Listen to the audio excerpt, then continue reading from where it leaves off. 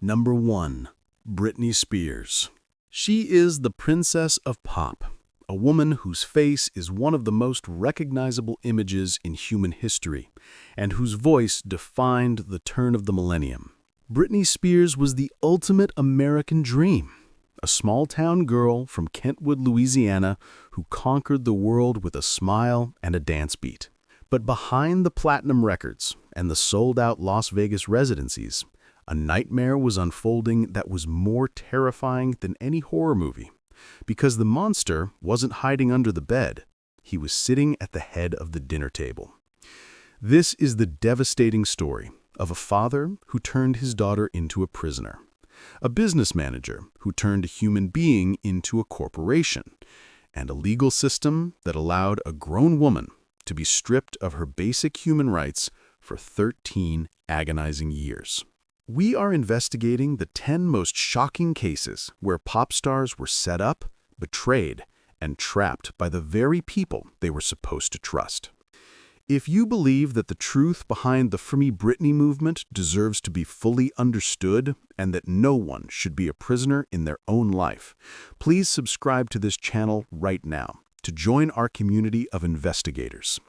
And if you appreciate us shining a light on the dark side of the music industry, hit the like button to support this deep dive.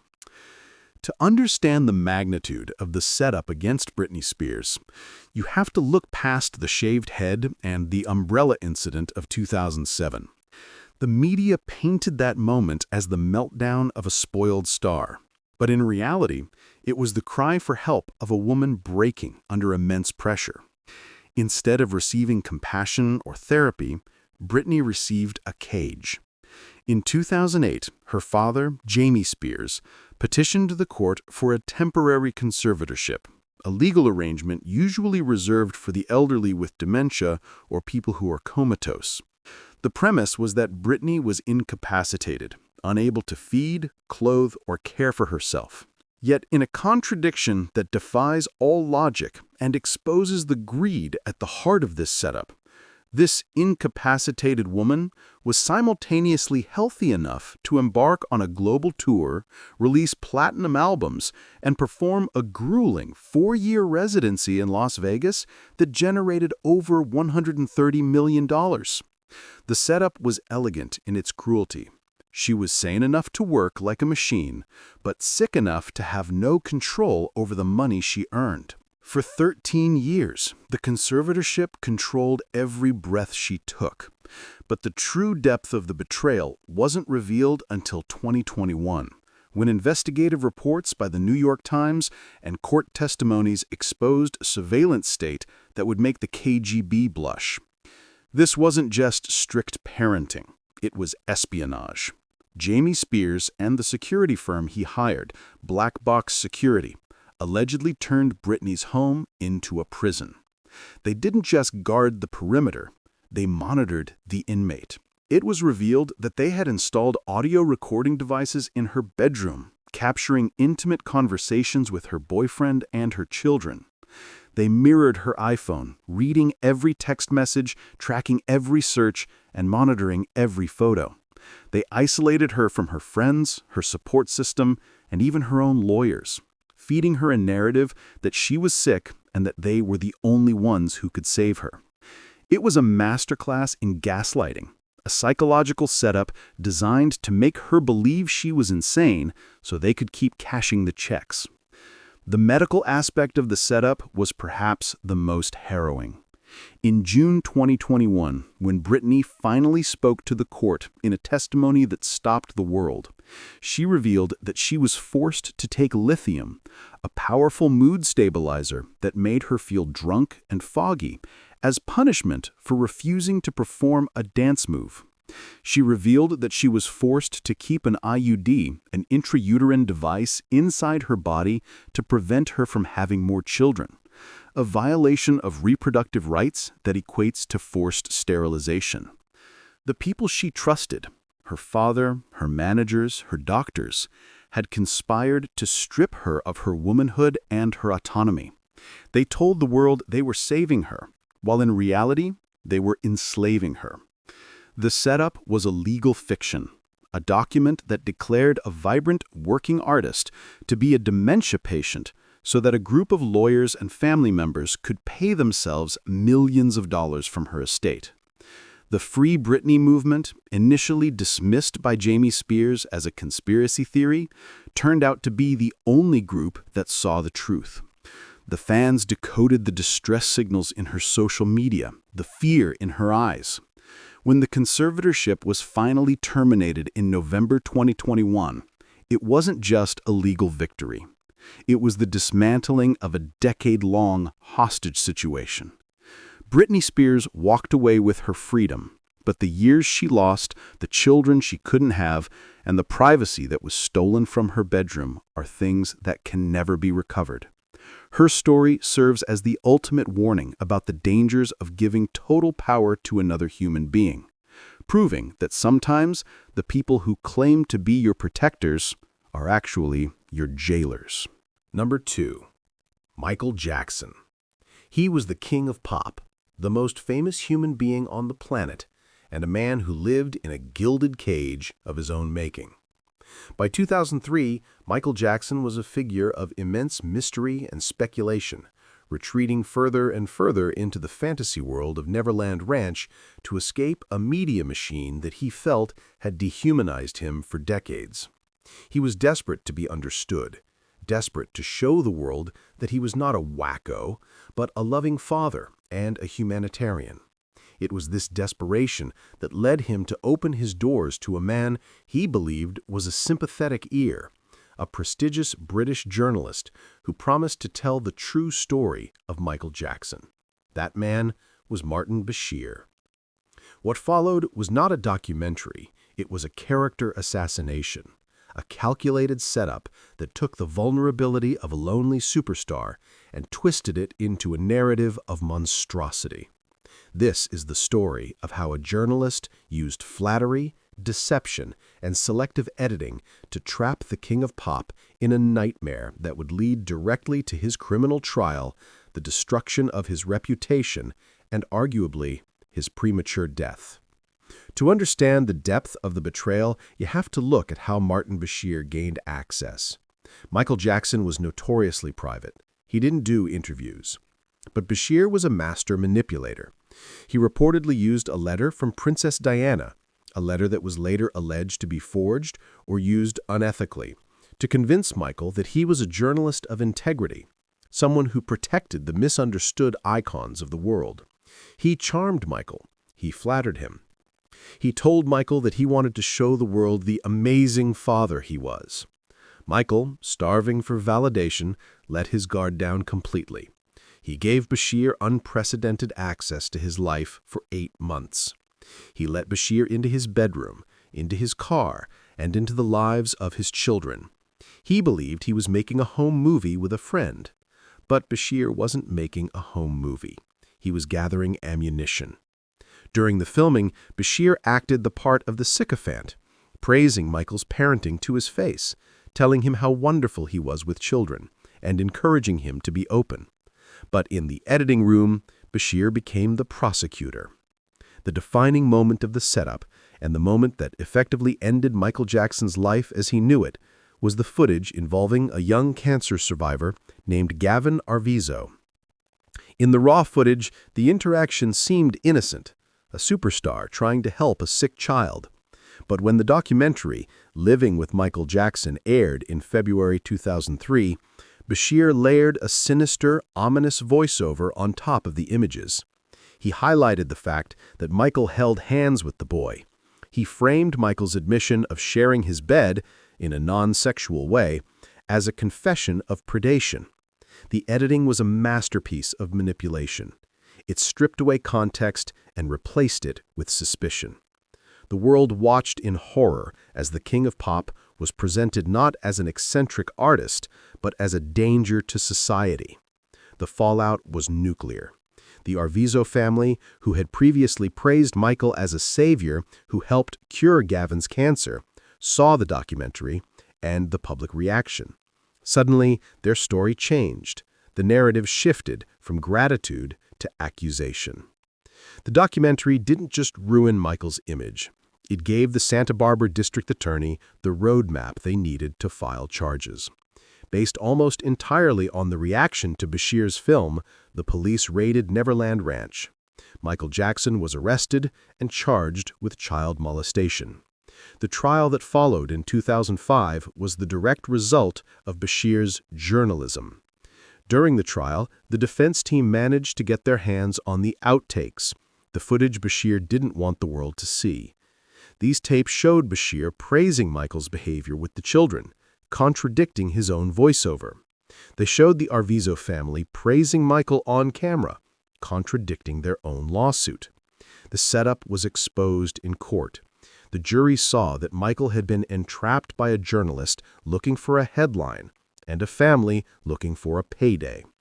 Michael Jackson was acquitted on all counts. He was found not guilty. But the victory was hollow. The damage was done. The world had seen the Bashir documentary, and that image stuck. Michael left Neverland a broken man, his spirit crushed by the betrayal of the man he thought was his friend. Years later, investigation into Bashir's methods regarding his interview with Princess Diana revealed a pattern of forgery and deceit, vindicating Michael's claims that he was set up. But it was too late. The King of Pop died in 2009, a victim of a media trap that convinced the world he was a monster to sell advertisements. Number 3. George Michael. In the pantheon of pop music royalty, George Michael was not just a star.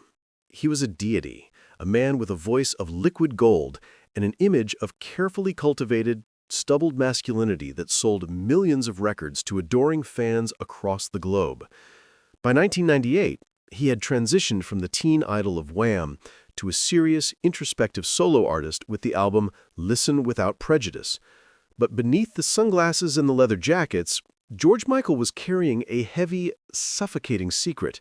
He was a gay man, living in an era and an industry that still viewed homosexuality as a career-ending scandal, forcing him to live a double life of public adoration and private shadows.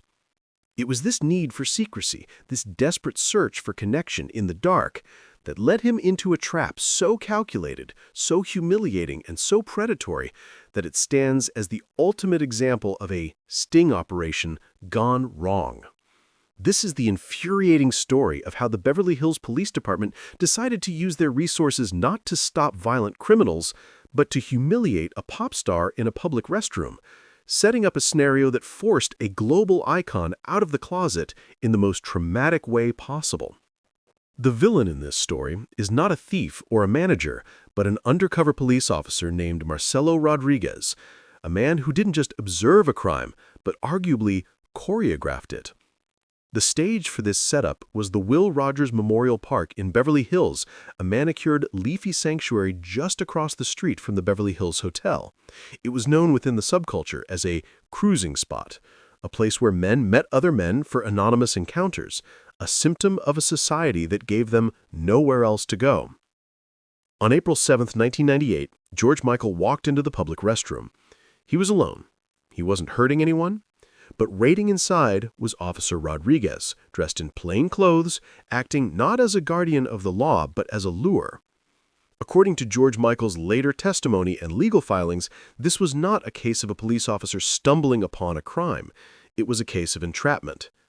George claimed that Rodriguez initiated the game. He claimed that the officer followed him into the restroom, lingered, and played the role of a willing participant. He alleged that Rodriguez exposed himself first, a signal in the cruising code that gave the green light. George, believing he had found a consensual partner in a private moment, responded. It was a trap. The moment George Michael engaged, the game ended. Rodriguez didn't finish the encounter. He pulled out his badge. He arrested the global superstar for lewd conduct in a park restroom. It was a humiliating, degrading arrest designed to shame. The fallout was nuclear. The police didn't keep it quiet. The news exploded across the world. George Michael arrested in toilet. The mugshot was everywhere. The secret he had guarded for decades was ripped away by a police report. He was outed, not on his own terms, but by the state. The setup was designed to destroy him, to turn him into a punchline and a pariah. But then, something remarkable happened. George Michael didn't crumble. He didn't apologize for who he was. He went on CNN and gave a defiant, honest interview. He said, "I don't feel any shame. I feel stupid and I feel reckless and I feel weak for having allowed my sexuality to be exposed this way, but I don't feel any shame whatsoever." He turned the tables on the police.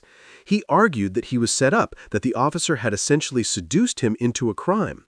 He sued Marcela Rodriguez for $10 million for entrapment and emotional distress, fighting back against the system that tried to break him.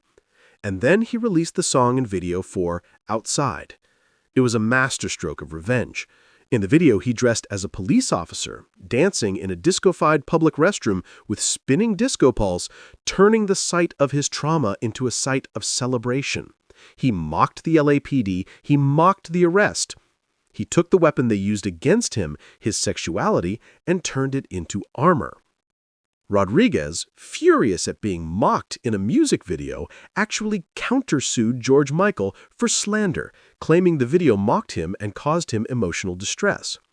The courts eventually dismissed Rodriguez's claims, ruling that a public official cannot sue for emotional distress over a satire of their public duties. George Michael paid a small fine and did community service for the arrest, but he won the war. The setup that was supposed to end his career instead liberated him. It forced him into the light, where he became an even bigger icon for the LGBTQ community. However, the psychological toll of being hunted by the police, of having his privacy violated in such a visceral way, stayed with him. It was a betrayal of the public trust, a moment where the law targeted a man not because he was dangerous, but because he was famous and vulnerable. He proved that you can trap a star, you can arrest him, and you can try to shame him, but you cannot break a man who refuses to be embarrassed by his own humanity. Number 4. Elvis Presley. We travel back to the very foundation of rock and roll to examine the most lucrative, devastating, and enduring con game in the history of entertainment. This is the story of Elvis Presley, the king of rock and roll, a man who possessed a voice and a charisma that changed the cultural rotation of the earth. He was the first global superstar, a man who should have toured every continent, played to millions in London, Tokyo, and Paris, and died a billionaire surrounded by the fruits of his labor. Instead, he died at 42, bloated, addicted, and trapped in a golden cage, having never performed a single concert outside of North America. The reason for this tragedy wasn't Elvis's fear of flying or a lack of demand. It was a setup orchestrated by the man who stood right beside him in every photo, the man who claimed to be his greatest champion, but was actually his jailer. This is the story of Colonel Tom Parker. To the world, Parker was the shrewd, cigar-chomping businessman who discovered the boy from Tupelo and made him a god. But the truth, which only fully emerged after the king was cold in his grave, was that Colonel Tom Parker did not exist. He was a ghost, a fiction created to hide a dark secret that would ultimately cost Elvis his life. The man controlling the most famous American in history wasn't even American. He was an illegal immigrant named Andreas Cornelis van Kuijk from the Netherlands, a man rumored to be fleeing a murder investigation in his homeland who had reinvented himself as a Southern carnival barker. This secret was the lever, the hidden mechanism of the trap that snapped shut around Elvis and never let him go. To understand the depth of the betrayal, you have to look at the one thing Elvis wanted more than anything else: to travel. Throughout the 1960s and 70s, offers poured in from around the globe. Promoters in Japan, the UK, and Australia offered millions of dollars, private jets, and royal treatment for just a few nights of the king's time. Elvis begged to go. He watched his peers like the Beatles conquer the world, and he felt stagnant, trapped in the United States. But every time a lucrative offer came in, the colonel killed it. He would demand impossible fees, millions up front, or claim that the security abroad wasn't good enough to protect his client. He spun a narrative that the world was too dangerous for Elvis. Elvis believed him. He trusted the colonel's business acumen. He didn't know that the colonel couldn't let him leave the country. Because Parker was an undocumented alien without a passport, if he left the United States, he would not be allowed back in. He would be exposed, deported, and ruined. So to save himself, he grounded the king. He sacrificed Elvis's global legacy and his artistic growth on the altar of his own paranoia. He turned Elvis into a prisoner of geography, forcing him to play the same venues over and over again until the magic curdled into routine. But the setup wasn't just about travel. It was about the money. The industry standard for a manager's commission is 10 to 15%. Colonel Parker took 50%. He took half of everything Elvis earned, a staggering, predatory rate that is unheard of in modern business. He treated Elvis not as a client, but as a carnival act, a commodity to be squeezed until it was dry. And the squeezing took place in Las Vegas. The colonel had a gambling addiction as legendary as Elvis's voice. He was a whale at the Las Vegas Hilton, losing millions of dollars at the roulette and craps tables. To pay off his debts, to keep the casino bosses happy, and to keep his own line of credit open, he locked Elvis into a residency deal at the Hilton that was shockingly undervalued. He committed Elvis to play hundreds of shows for a flat fee that was a fraction of what he could have earned in stadiums. Elvis was essentially an indentured servant, singing Suspicious Minds night after night to pay for the colonel's bad bets. This grueling schedule, the hamster wheel of Vegas performances, is what drove Elvis into the arms of Dr. Nick and the prescription pill addiction that would eventually kill him.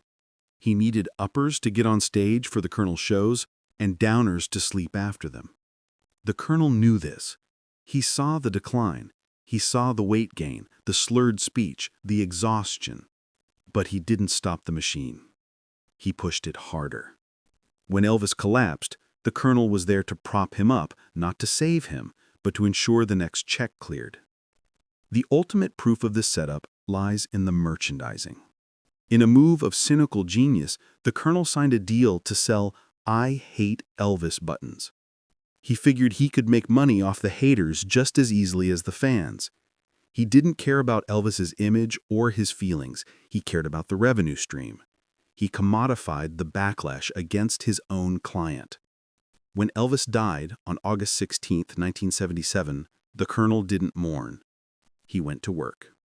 He famously arrived at the funeral wearing a Hawaiian shirt and immediately began cutting deals for the rights to the dead star's image. It wasn't until 1980, when a court-appointed investigation into Elvis's estate was launched, that the full extent of the financial abuse was revealed. The judge found that Parker's management was unethical and predatory.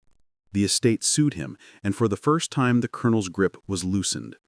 But it was too late. The king was dead.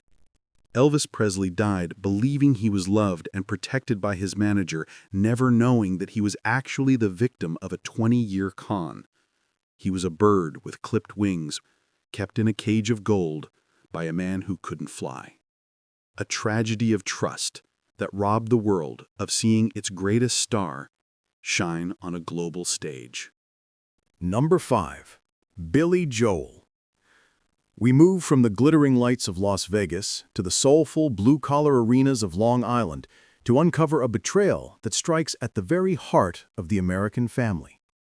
This is the story of Billy Joel, the Piano Man, a songwriter who chronicled the lives of the working class, the lovers, and the dreamers with a poignancy that made him one of the best-selling artists in history. By the late 1980s, Billy Joel was not just a star, he was an institution.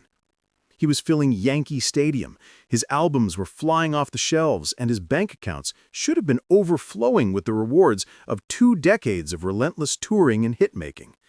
But Billy Joel wasn't rich.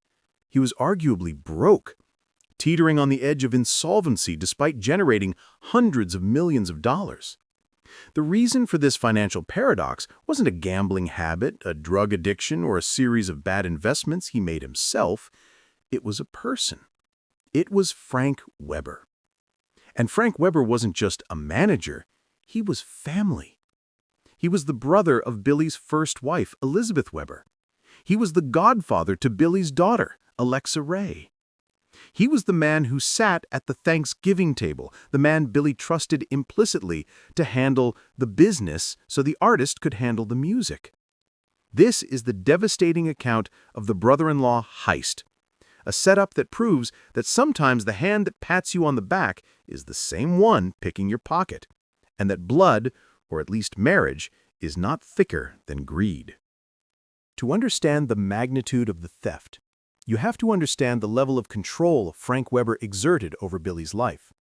When Billy married Elizabeth in the early 70s, he brought Frank on board to manage his finances.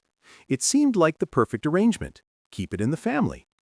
Billy, a musician who famously disliked the suit and tie aspect of the industry, was happy to hand over the keys to the kingdom. He gave Frank power of attorney. He gave him total access. He believed that because Frank was family, he would always act in Billy's best interest. It was a fatal assumption. For over a decade, while Billy was pouring his soul out on stage night after night, singing New York State of Mind until his voice was raw, Frank Weber was allegedly treating Billy's earnings as his own personal piggy bank. The setup was insidious because it was hidden behind layers of complex accounting and the trust of a brother. Weber wasn't just skimming a percentage, he was siphoning the lifeblood of the operation. He used Billy's money to fund his own risky investments in oil, gas, and racehorses, ventures that had nothing to do with music, had everything to do with Weber's own desire to be a tycoon. He allegedly double-billed Billy for expenses, taking commissions on top of commissions, bleeding the accounts dry from multiple angles. The house of cards began to collapse in 1989. Billy, sensing that something was wrong, perhaps noticing that the money wasn't there when it should have been, or perhaps tipping off by a third party, ordered an independent audit. The results were catastrophic. The audit revealed that Frank Weber had allegedly misappropriated, lost, or stolen varying sums estimated to be between $30 million and $90 million. The numbers were staggering. It wasn't just missing cash, it was mortgaged copyrights. Weber had allegedly used Billy's own songs, his life's work, as collateral for loans that benefited only Weber. The piano man discovered that he was essentially an indentured servant to his own brother-in-law. He had been working for free, or worse, working to pay off debts he never incurred. The emotional toll was even heavier than the financial one. This was the man who had held Billy's child.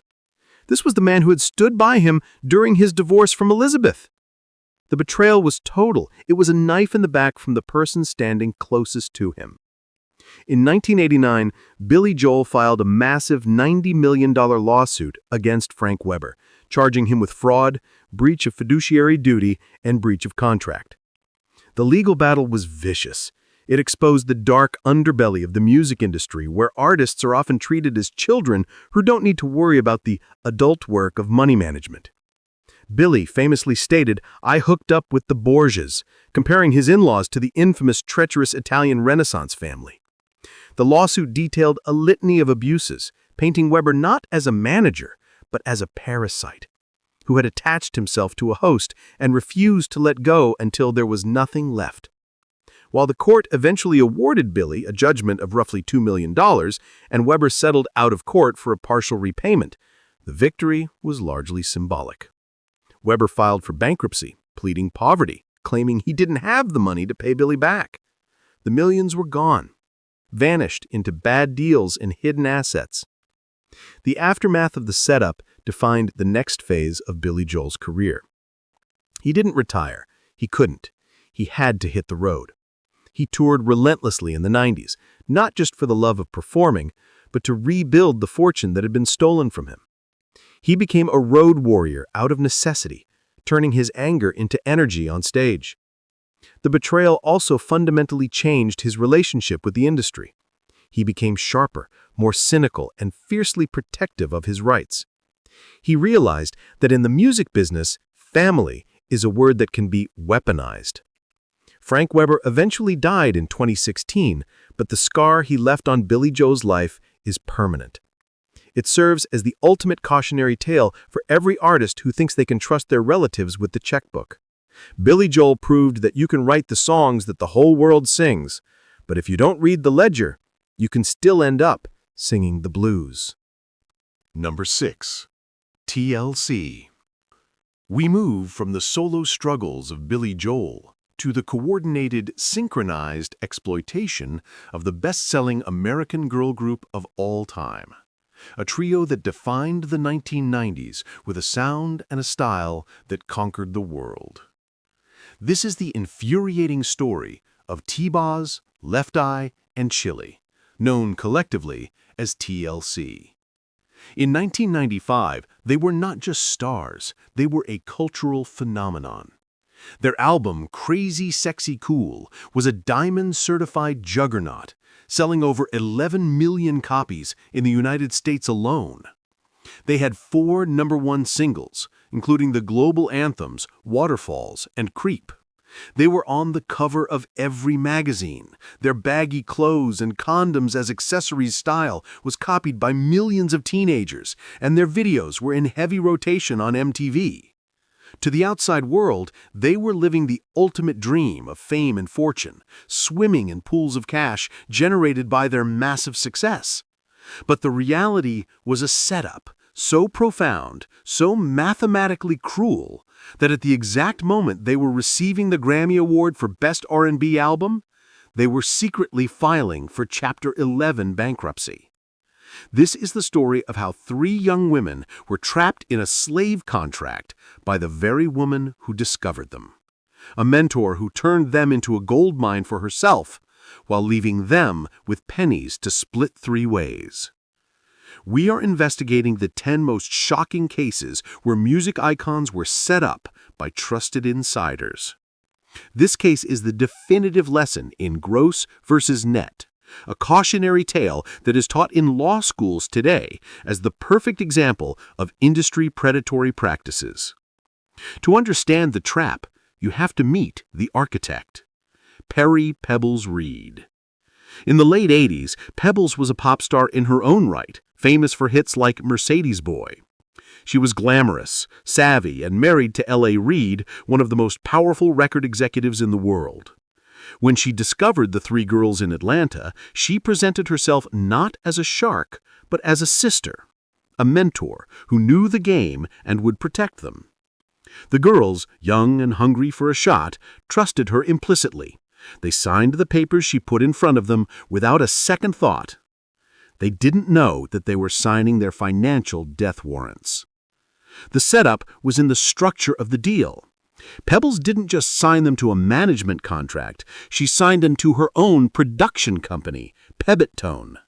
This meant she acted as the middleman between the group and the record label, LaFace. By doing this, she created a funnel where she took a massive cut of the money before the girls even saw a dime. She charged them a management fee, a production fee, and recoupment costs. The contract was so lopsided that, according to the group's later calculations, out of every album sold, generating millions in revenue, the 3 members of TLC were splitting approximately 56 cents. The lifestyle they lived was also a setup. Pebbles bought them matching Toyota RAV4s, rented them a mansion, and gave them cash allowances. To the girls, this felt like generosity, like the perks of stardom. In reality, every single dollar spent on cars, clothes, hotels, and music videos was a loan. It was all recoupable. They were essentially borrowing money from their own future earnings at a predatory rate. They were paying for their own fame, and the bill was astronomical. By 1995, despite generating an estimated $75 million in revenue for Arista, LaFace, and Pebbitone, the members of TLC were arguably poorer than they were before they started. They had less than $50,000 to their names collectively. The pressure cooker exploded when Lisa, Left Eye Lopez, the volatile and creative genius of the group, burned down the mansion of her boyfriend, NFL star Andre Rison, in a domestic dispute. The insurance claims and the legal fees exposed the terrifying reality of their finances. They didn't have the money to pay for the damage because they didn't have any money at all. The moment of truth came at the 1996 Grammy Awards. It was supposed to be their coronation. They won 2 awards, They smiled for the cameras. They looked like queens. But behind the scenes, they were in panic. They had decided to pull the nuclear option. They filed for bankruptcy to force a renegotiation of their contracts. It was a public relations disaster for the industry, but a masterstroke for the group. They held a press conference that changed the music business forever. Left Eye, with brutal honesty, broke down the math for the world. She explained the points system, the deductions, and the reality of being a broke superstar. It was the moment the veil was lifted. The fans realized that buying a CD didn't mean the artist got paid. The villain was exposed. Pebbles Reed was painted as the wicked stepmother of R&B, a woman who drove a Mercedes while her children were facing insolvency. The bankruptcy court eventually allowed them to break free from the Pebble-Tone contract and renegotiate a direct deal with LaFace, securing a multi-million-dollar advance that finally reflected their worth. However, the scars of the setup never truly healed. The stress of the bankruptcy, the public feud with Pebbles, who sued Viacom for defamation decades later over a biopic portraying her as a villain, and the internal pressure to pay off their debts created fractures in the group that lasted into Left Eye's tragic death in 2002. The story of TLC is a triumph of talent over greed, but it serves as a grim reminder that in the music industry, the person who hands you the pen is often the person holding the eraser, ready to wipe out your fortune before you even make it. They chased waterfalls, but they drowned in the fine print. Number 7. Brian Wilson. We move from the boardroom betrayals of the 90s back to the psychedelic haze of the 1970s and 80s to witness the psychological dismantling of the most sensitive genius in American music history. This is the heartbreaking, terrifying, and ultimately redemptive story of Brian Wilson, the mastermind behind the Beach Boys. To the world, Brian was a god, the man who composed Good Vibrations and Pet Sounds, a Mozart in a sandbox who heard symphonies in his head that mere mortals could only dream of. But inside that brilliant mind, a storm of schizophrenia and depression was raging, leaving him vulnerable, frightened, and desperate for a lifeline. He needed a doctor. What he got was a master manipulator who saw Brian not as a patient to be cured, but as a golden goose to be captured, plucked, and controlled. This is the story of Dr. Eugene Landy, a psychologist who didn't just cross the line of professional ethics, he erased it entirely, creating a 24-hour surveillance state around the rock star that lasted for nearly a decade. We are investigating the 10 most shocking cases where music icons were set up by the people they trusted. This case stands alone because the prison wasn't built of iron bars or bad contracts. It was built of heavy sedatives, psychological terror, and a total usurpation of free will, proving that the most dangerous place for a vulnerable star is in the care of a doctor with a God complex. To understand the setup, you have to understand the state of Brian Wilson in the mid-1970s. He was a broken man. He weighed over 300 pounds, spent his days in bed, abused drugs and alcohol, and had largely withdrawn from reality.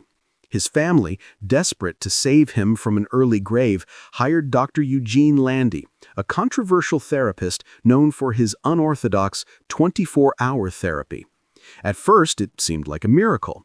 Landy used aggressive techniques to force Brian out of bed, put him on a diet, and get him back into the studio. Brian lost weight. He looked healthier. The world applauded the savior. But this was the honeymoon phase of the trap.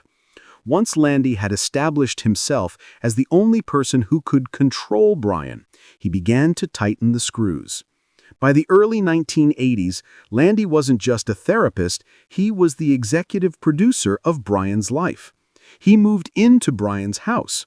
He hired a team of assistants, often referred to as the surf Nazis, to guard Brian 24/7. They controlled who Brian spoke to, what he ate, and where he went. Brian was effectively a prisoner in his own Malibu mansion, unable to make a phone call or buy a soda without Landy's permission. The setup went far beyond physical control. It was a chemical coup. Landy prescribed massive doses of psychotropic drugs to Brian, cocktails of pills that kept the musical genius in a state of compliant, zombie-like stupor. He medicated Brian not to treat his illness, but to suppress his will. Under this chemical fog, Landy began to dismantle Brian's identity and replace it with his own. He isolated Brian from his family, his bandmates, and his friends, telling Brian that they were the ones who caused his mental illness and that only Landy loved him. It was classic cult indoctrination applied to a single victim. The greed was staggering. Landy began to insert himself into the business. He charged Brian roughly $430,000 a year for his services. But that wasn't enough. Landy wanted to be a rock star too. He forced Brian to write songs with him. He put his name on the songwriting credits, claiming 50% of the royalties for music he had no talent to create. He was rewriting history, etching his name onto the legacy of the Beach Boys. He even manipulated Brian into changing his will, making Dr. Eugene Landy the primary beneficiary of the Brian Wilson estate. He was setting himself up to inherit the kingdom once he had driven the king to his grave. The turning point came when Brian met a car marketplace saleswoman named Melinda Ledbetter. She saw through the fog. She saw a gentle, terrified man living in fear of his doctor. She noticed that Brian would shake when Landy was around. She saw the abuse. When she tried to intervene, Landy banned her from seeing Brian, but the crack in the wall had been made. Melinda alerted Brian's family, specifically his brother, Carl Wilson. They began to investigate the treatment. They discovered the changed will, the songwriting credits, and the excessive billing. They realized that Brian wasn't getting better, he was being harvested. In 1991, the Wilson family launched a legal war to free Brian. The court proceedings were a revelation of horror. It was revealed that Landy had been practicing medicine without a license in some instances and had grossly violated every ethical standard of his profession. The evidence of the undue influence was overwhelming. Brian, though terrified, testified about the control Landy exerted over him. The court ruling was the liberation of a hostage. The judge issued a restraining order barring Eugene Landy from contacting Brian Wilson ever again. Landy was stripped of his license to practice psychology in California. The will was voided. The songwriting credits were removed. Brian Wilson was free. But the damage was profound. He had lost years of his life to a chemical haze. He had to relearn how to be an adult, how to make decisions, and how to trust his own mind again. With the help of Melinda, who became his wife, and proper, ethical medical care, Brian experienced a true renaissance, finishing his masterpiece, Smile, and touring the world. But the shadow of Dr. Landy remains a dark stain on his history. It is the ultimate story of professional betrayal, a warning that when a doctor starts acting like a manager, the patient is in mortal danger. Brian Wilson survived the trap, but he carries the scars of a decade spent as a puppet dancing on the strings of a madman. Number 8. Leonard Cohen.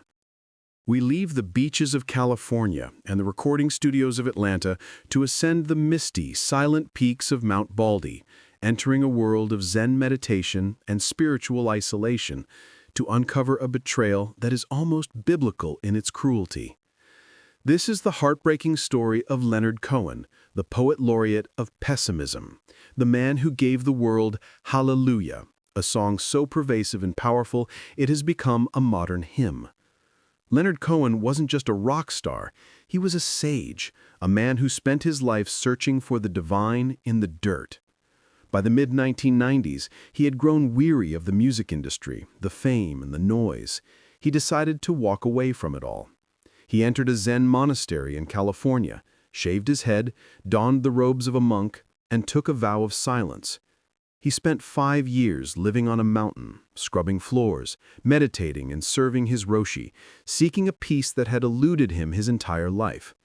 To do this, He had to leave his earthly affairs in the hands of someone else. He chose Kelly Lynch. She wasn't just a manager, she was his former lover, his confidant, and his closest friend for over 17 years. He trusted her with his life, his legacy, and his bank account. He believed that while he was taking care of his soul, she was taking care of his future. But while Leonard Cohen was meditating on the nature of nothingness, Kelly Lynch was busy ensuring that nothing was exactly what he would have left. This is the infuriating account of how a trusted friend siphoned away a lifetime of earnings while the artist wasn't looking, forcing a 73-year-old man out of retirement and onto the road not for glory, but for survival.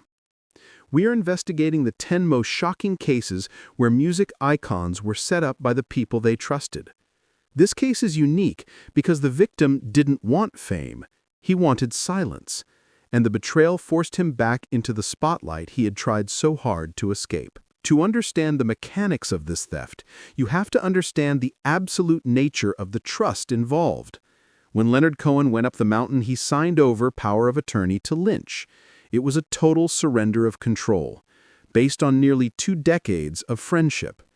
Lynch had been there through the ups and downs. She was family. But the moment he was out of sight, the looting began. It wasn't a smash and grab. It was a slow, methodical draining of assets that lasted for nearly a decade. Lynch began to treat Leonard Cohen's retirement fund as her own personal expense account. She sold the publishing rights to his songs, the very core of his financial security, without his full understanding or consent. She withdrew massive amounts of cash. She paid off her own credit cards. She funded a lifestyle of luxury on the back of a man who was living on rice and soup in a monastery. The setup was hidden behind layers of confusing paperwork and the assumption that Leonard, being a spiritual man, wouldn't care about the details. She banked on his detachment. She gambled that he would never come down from the mountain to check the books. The realization came in 2004. Leonard had left the monastery, refreshed and ready to live out his final years in quiet comfort. He checked his accounts. He had assumed he had over $5 million saved for his retirement, an nest egg that would support him and his children. The balance was gone. The account held less than $150,000. The shock was physical. The money he had earned from Suzanne, from So Long Marianne, from Hallelujah, it had all evaporated. When he confronted Lynch, the mask fell off. She didn't apologize. She didn't try to fix it. She went on the offensive. She claimed the money was hers, that she had earned it, that he owed her. The betrayal shifted from financial theft to psychological warfare. Leonard Cohen, a man of peace, was forced to go to war. He filed a lawsuit in 2005 alleging fraud and breach of fiduciary duty. The court proceedings revealed the extent of Lynch's greed. In 2006, a Los Angeles judge ordered Lynch to pay Cohen $9.5 million.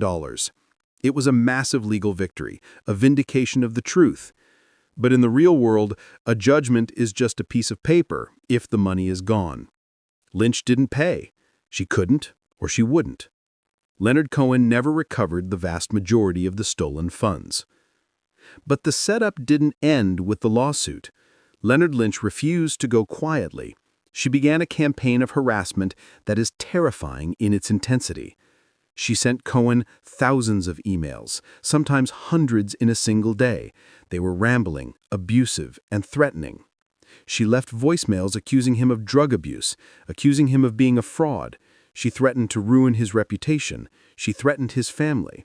The woman he had trusted with his life was now trying to destroy what was left of it. It got so bad that in 2012, Lynch was arrested and sentenced to 18 months in prison for violating restraining orders and harassment. The legal battle had consumed nearly a decade of Cohen's life, turning his golden years into a nightmare of litigation and fear.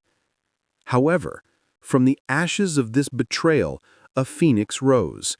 Because he was broke, Leonard Cohen had no choice. He had to work. In 2008, at the age of 73, he announced a world tour. Critics were skeptical. They thought it would be a sad money grab by an old man. They were wrong. The tour became a spiritual experience. Leonard Cohen took the stage with a humility and a grace that captivated the world. He skipped onto the stage, tipped his fedora, and sang with a voice deepened by age and wisdom. He played 387 shows over 5 years. He played for 3 hours a night. He played until he collapsed. The tour was a massive success, generating enough money to replenish his stolen fortune and leave a legacy for his children. The Betrayal by Kelly Lynch had intended to ruin him, but instead it introduced him to a new generation of fans and cemented his status as a legend. He died in 2016, shortly after releasing his final masterpiece, You Want It Darker. He died a wealthy man, a beloved man, and a free man. But the scar of the betrayal never truly faded. He proved that you can steal a man's money, you can steal his peace, but you cannot steal his genius. Leonard Cohen turned his tragedy into a triumph, singing Hallelujah to the very end, a broken hymn for a broken world. Number 9. Lou Pearlman. We travel back to the neon-colored, frosted-tipped explosion of the late 1990s to uncover a deception so massive, so structural, and so profoundly cynical that it didn't just ruin a career, it defrauded an entire generation of pop culture. This is the story of the boy band era, the golden age of TRL and screaming teenage girls, and the man who built it all on a foundation of lies, forged documents, and stolen childhoods. His name was Lou Pearlman. To the world, he was Big Papa, the jovial, lovable genius who discovered the Backstreet Boys and NSYNC, the mastermind who turned a group of unknown kids from Orlando into the biggest musical acts on the planet. He was the 6th member of every group, the benevolent uncle who bought them steak dinners and promised them the world. But behind the smiles and the platinum records, Lou Pearlman was running one of the longest and most successful confidence games in American history. He didn't view these young men as artists or sons. He viewed them as inventory, fleshy assets in a portfolio designed to distract the world from a $500 million Ponzi scheme that was rotting beneath the surface. This is the definitive account of how the biggest pop stars in the world were set up to be indentured servants, working themselves to the bone in sold-out stadiums, while their creator siphoned off every single dollar, proving that in the music industry, the man who signs the checks is often the one writing them to himself. We are investigating the 10 most shocking cases where music icons were set up by trusted insiders. This case stands alone because the betrayal wasn't an afterthought, it was the entire business model from day one. To understand the architecture of the setup, you have to look at the contracts. Lou Pearlman didn't sign the Backstreet Boys and NSYNC to standard management deals. He created a labyrinth of shell companies. He signed them to his record label, Transcontinental Records. He signed them to his management company. He owned the touring company. He owned the limousine service. He even owned the travel agency they used. Every time a dollar entered the boy band ecosystem, Lou Pearlman took a cut at every single level before the money ever reached the artists. But his most devious trick was inserting himself into the contract as a member of the band. On paper, Lou Pearlman was the 6th Backstreet Boy and the 6th member of NSYNC. This meant that he wasn't just collecting a manager's commission, he was collecting an artist's royalty, taking a full share of the performance money for doing absolutely nothing but sitting in his office. It was a legal sleight of hand that allowed him to legally steal millions while the boys were dancing until they collapsed. The setup relied entirely on the naivete of youth. These were teenagers. They didn't know contract law, they knew harmonies. They trusted Lou because he treated them like family. He bought them jewelry, took them to expensive dinners, and flew them on private jets. But the jets were leased, and the dinners were distractions. The breaking point came in 1997 for the Backstreet Boys. They had been touring non-stop for years, selling millions of albums in Europe and breaking into the US market. They were generating hundreds of millions of dollars in revenue. They expected to be rich. During a dinner, Brian Littrell asked the question that would shatter the illusion. Where is our money? Lou handed them checks. The amount was approximately $300,000 each. It sounds like a lot, but for the amount of work they had done and the revenue they had generated, it was a pittance. It worked out to minimum wage hours. The boys realized they had been played. They weren't partners. They were employees in a sweatshop with a good soundtrack. The realization sparked a legal war. NSYNC followed suit, famously fleeing Lou's control in the middle of the night to sign with Jive Records, a move that led to a lawsuit where Lou tried to sue the very kids he had robbed. But the boy band scam was just the tip of the iceberg. The true horror of Lou Pearlman's life wasn't the music. It was transcontinental airlines. For 2 decades, Lou had been selling stock in an airline that existed only on paper. He used the fame of the Backstreet Boys and NSYNC as a billboard, convincing investors, mostly elderly retirees in Florida, that he was a business genius. He would say, "Look at the bands. I'm rich. Your money is safe." It was a lie. There were no planes. There was no airline. It was a classic Ponzi scheme, using new investor money to pay off old investors and to fund the launch of new boy bands. He used the bands to legitimize the fraud, and he used the fraud to fund the bands. The two scams were symbiotic. The boys were unknowingly the face of a massive financial crime. The house of cards finally collapsed in 2006. Investigators realized the airline was a ghost. Lou Pearlman fled the country, becoming an international fugitive. He was eventually captured in Bali, Indonesia, living under an assumed name, expelled from the paradise he had tried to buy. The mogul was brought back to the U.S. in handcuffs. In 2008, he pleaded guilty to conspiracy, money laundering, and making false statements during a bankruptcy proceeding. He admitted to running a Ponzi scheme that defrauded investors of over $300 million. Some estimates go up to $500 million. The judge sentenced him to 25 years in federal prison. He died in custody in 2016, alone and disgraced. The tragedy of Lou Pearlman is that he had a genuine ear for talent. He discovered some of the greatest voices of a generation, but his greed was a black hole that consumed everything that it touched. He set up the biggest pop stars in the world not to make them stars, but to use them as props in a con game that destroyed thousands of lives. He proved that you can build a factory of dreams, but if the foundation is rotten, it will eventually bury you in the rubble. Number 10. Salt-N-Pepa. We end our investigation by returning to the birthplace of hip-hop to examine the story of the first ladies of rap. A trio that didn't just break the glass ceiling, they shattered it with a bass line and a pair of door-knocker earrings. This is the story of Salt-N-Pepa, the groundbreaking group that proved women could rap, sell platinum records, and dominate the charts just as hard as the men. In the late 1980s and early 90s, they were inescapable. Anthems like Push It, Shoop, and What a Man were the soundtrack of a cultural revolution. They were icons of female empowerment, preaching independence, sexuality, and strength. But behind the scenes, the women who were telling the world to express yourself were being silenced and exploited by the very man who had put them together. This is the infuriating account of how the first female rap superstars were set up in a financial trap by a man who was not only their producer and manager, but also the romantic partner of one of the members.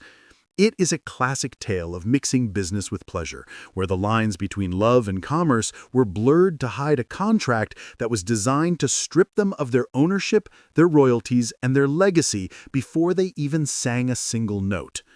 We're investigating the 10 most shocking cases where music icons were set up by trusted insiders.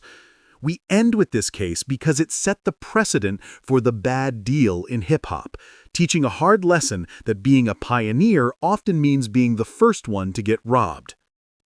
To understand the setup, you have to meet the architect of their sound and their misery, Herbie "Lovebug" Azor. In the mid-'80s, Azor was a visionary producer in Queens, New York. He saw the potential in Cheryl James, Salt, and Sandra Denton, Peppa. He crafted their image, he wrote their lyrics, and he produced their beats.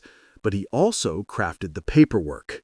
The dynamic was complicated by the fact that Azor and Peppa were in a romantic relationship. Pepa trusted him implicitly, not just as a business partner, but as her boyfriend. He believed he was building a future for both of them. Salt, by extension, trusted him too. They were young, hungry, and completely inexperienced in the shark tank of the music industry. Azor presented them with contracts that were, in hindsight, draconian. He positioned himself as the creator and the girls as merely the talent. In the fine print, Azor retained the publishing rights, the production rights, and a massive chunk of the management fees. He essentially owned the group. When Push It exploded in 1987, becoming a global smash hit that crossed over into the pop charts, the money started pouring in. But it wasn't pouring into the pockets of Salt-N-Pepa. It was pouring into the accounts of Herbie Azor. The setup was the illusion of success. The girls were famous, they were on TV, they were touring, but they were living on a stipend. While Azor was buying cars and real estate, the women who were the face of the brand were struggling to pay rent.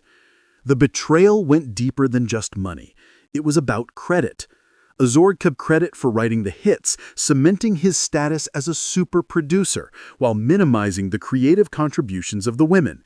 He treated them as interchangeable parts in a machine he owned. The third member, Spinderella, Deidre Roper, was treated even worse, often regarded as a hired hand rather than a full member, leading to decades of internal conflict and pay disputes. The emotional manipulation was intense. Azor used his relationship with Pepa to keep the group in line, framing any question about money as a lack of trust or a betrayal of their family bond. He gaslit them into believing that without him, they were nothing. It wasn't until the group matured and began to look at the industry standards that they realized they had been fleeced. They were generating millions but taking home pennies. The breaking point came in the early 90s. The group decided they could no longer work under the thumb of a man who was exploiting them. They fought to break free from Azor's control, a legal and emotional battle that threatened to destroy the group entirely. They had to sue to get what was theirs. They eventually gained their independence, allowing them to release their massive hit album Very Necessary in 1993, where they finally took more creative control and reaped the rewards of their labor. But the scars of the early years remained. They had lost out on the prime earning years of their breakthrough. They had lost ownership of their early masters. And the personal betrayal, the fact that Pepa's boyfriend had looked her in the face every day while robbing her blind, left a wound that no amount of platinum records could fully heal. Even decades later, the issue of royalties and ownership continues to plague the group, leading to public spats and the eventual exclusion of Spinderella from their recent tours. Salt-N-Pepa's story is a testament to resilience. They survived the setup. They survived the industry that tried to chew them up. They remain legends, the godmothers of female rap. But their story serves as a permanent warning sign to every young artist entering the game. Love has no place in a contract. If the person handing you the pen tells you to trust them because you're family, that is the moment you should run the other way. They proved that you can push it real good, but you have to push back even harder if you want to keep what you earn.